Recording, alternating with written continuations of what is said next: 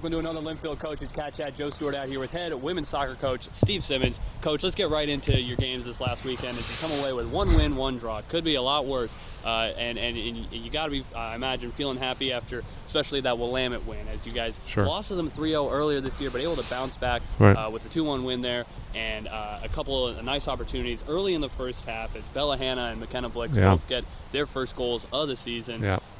What'd you like from the attack in that first 45 that led to creating early opportunities and the lead for the rest of the match? Well, you know what, I would say it could have been a lot better. So we look at it from that side. So 4 points over the weekend is good, but you know, we're always looking for 6 points. And to kind of answer your question, I thought we were, again, aggressive, especially on the road. So for us to be on top in the first half and then basically in the second half shut it down at Willamette so we could get the 3 points, what was a big deal to us. It's something that we try to do from the get-go. And so I'm really pleased for the girls because that was a goal that they were trying to set for themselves. In that second half, that is where all of Willamette's goals came the first time around. You guys are able to keep that clean on the back 45 and, as I mentioned, hold the lead. So what went better this week this time against Willamette than a month ago when you first played? Well, you know, we're playing a little different formation that we felt that give us a chance to be a little more solid in the back, and I think that's helped us. If you look at you know, the last 5-6 games, it's improved a lot as far as the goals against and us being aggressive. So we were wanting to do the same on the road against Willamette, and you know, so far I think the players feel comfortable with the formation and how we're playing. You love to hear that. Yeah. And then against Lewis and Clark, you guys give up the goal in the 27th minute, but able to tie it in the 45th. Sidra Griffin, another player who gets her first goal of the season right there. What'd you like out of the response there to get that thing tied up before halftime and not have to go into the break at a deficit? No, that's a good point. We thought we weren't quite at it in the first half against Lewis and Clark at times, and so for us to respond the way we did to pull it back and equalize, and obviously that was it for the game, was good. You know, what was an interesting statistic, you know, anytime you have the back-to-back games, potentially teams have a choice how they want to rotate. And so against Willamette, we rotated the same 15-16 players. Well, Lewis and Clark was at UPS the day before. They lost 2-0, and they rotated 20-something players. So it suggested they were not looking to get a result at UPS. They're trying to get a result against us. So their players were fresher. So I told that to the team pre-game, and it's like, hey, we can rise to the challenge, and they did.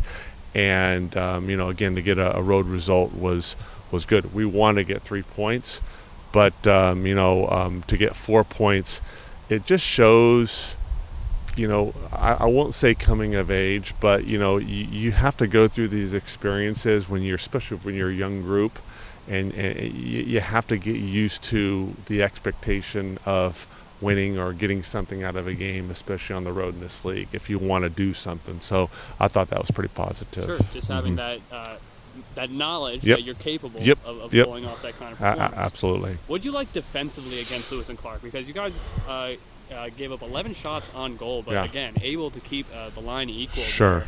What led to being able to slow the attack down enough to keep the score even where it was, despite them applying decent pressure? I think that sometimes those stats are very, I don't know, they're accurate, but they could be misleading. The shots that we give up in those moments are shots from 30 yards. So low percentage, and we want to give up low percentage opportunities. Now, no doubt it helps that we have some solidity in our back line. You know, we're missing Reese Jones, right? So Reese has been out, and she had been starting, freshman again, and then another freshman, Jenna Stanley, steps in. And so with Bella Hanna, who's been a mainstay for us in the back, another freshman, Catherine Pearson outside back, another freshman, and then Lexi Fritz coming in goal, right? Another freshman. To be able to give us some solidity is huge. And then we've had Cammie Echeverry and Ellie Fredrickson kind of rotating in the outside back position. But that's been a big deal for us. and we seem to find some footing there. I think all of us though would like to get the shutout, kind of end matches with shutouts, but the players can feel a little more solid play in the back as we move forward, but we still have room to grow too. Sure, and you got to give a shout out to Alexa Fritz for sure. Yeah. 86% save percentage, Yeah. 1-2 records Yeah. since she took over. Sure. In goal, and just overall though, with that backline group, it's super young. Yeah. It has been for much of the season. What will be the sign as they continue their trajectory? What will be the sign that they've really coalesced and gotten to where you envision them being one day? Yeah, I think that only time will tell when that will be. What we're wanting to do is we're wanting to put a couple things together, right? So, earlier on, we're super aggressive attacking on the front foot, which we have been, but the last couple of games on the road not creating the chances we want, but we've been more solid in the back. And so it's a matter of putting those two worlds together. And I knew that was going to kind of be a part of the process, but we want to be able to start doing that sooner than later, and hopefully this weekend gives us an opportunity to do that. Yeah, so let's look to this weekend against George Fox here at home on Saturday, and then at Pacific on Sunday. Yeah. Hard to believe, senior day on Yeah, Saturday, right, yeah. And we'll get into that in a moment. But that George Fox match that first time around was a really interesting one at their place in Newburgh. Yeah. That is a team that has played really well this Yeah. year. You guys were able to get a tie in that one. Of course, could have had the win if it Sure. hadn't been for the own goal. Right. Mentally, how do you keep the edge coming into this weekend that even though there's a team that you played really Yeah. well against first Yeah. time around and we're Yeah. only an own goal away from beating, Yeah. how do you make sure that the team understands that this is still one of the better teams in the league this year, and even in McMinnville, the squad's going to have to bring 100% to get a result? Yeah, I think historically against George Fox, even before my time and then during my first time, just because of the Yamhill County, the proximity, it's always been a big game. It does not matter where these two programs are in the standings. It's a big game. I know they feel it, we feel it. It's exciting, and it should be that way. And then the fact we get to play them at home on senior day is a big deal. So I don't think that's going to be an issue for either of the teams.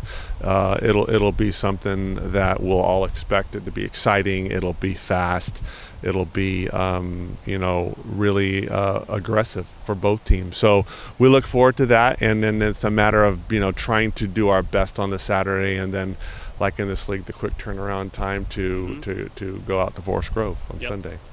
So 9 seniors will be playing their final home game on Saturday. It feels like you've had a big group of seniors every year in a row here now. But with this group, certainly they've had to be a part of ushering in a growth era for this program. Right. And that's not always the easiest thing to do. Sure. What has this group done to help lead the way for a team that has had a lot of younger players make strides this year? And just how have the seniors been able to maintain their leadership roles within that and be, the good big sisters of the team, even if maybe they haven't been able to get on the pitch as much as they would have? Yeah, I that's a good question, because we talk about value of our players and what they bring, and don't limit that to on the field minutes. Now, granted, every player wants to get minutes, and that's just the way it needs to be. If you're competitive, that's what we're dealing with, right? But the fact of the matter is, the value of our players, especially these seniors, go above and beyond what they see minutes wise, right? And it's the little things like you talked about. It's being the mentors during the summertime for summer groups, and helping out the new players in their onboarding experience, because they remember how it was as a freshman. And then personally for me, this group, majority of them were a part of the first group that I brought in when I took over in January 19.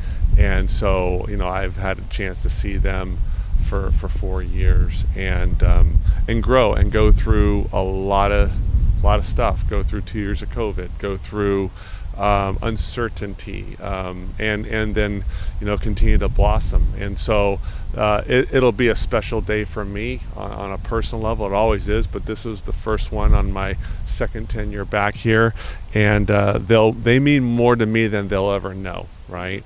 And so with them leaving the program, they leave a massive indelible mark that sometimes you don't get to see until down the road. It reminds me of my first class in 1996 at Linfield, that they planted the seeds for the 2000 group to go to this Final Four. Sure. It very, very similar. And so I can't say enough about them, but we're looking forward to a special senior day on Saturday. Yeah. It's going to be a great time. It will all be. the family and friends are going to That's be out right. here. And That's it's right. against George Fox. That's so right. That's right. It's going to be a great That's day on right. Saturday here in McMinnville. We'll, of course, have live coverage for you on the LSN, but we sure hope you come down and cheer on the Cats in person as we send off those 9 seniors and hope to get a positive result against that team from Newburgh over there. Exactly. Once again, 12 o'clock start time for that match, and as well at Pacific on Sunday. Coach, thanks for the time. Thanks, Joe. Appreciate it. Thank you.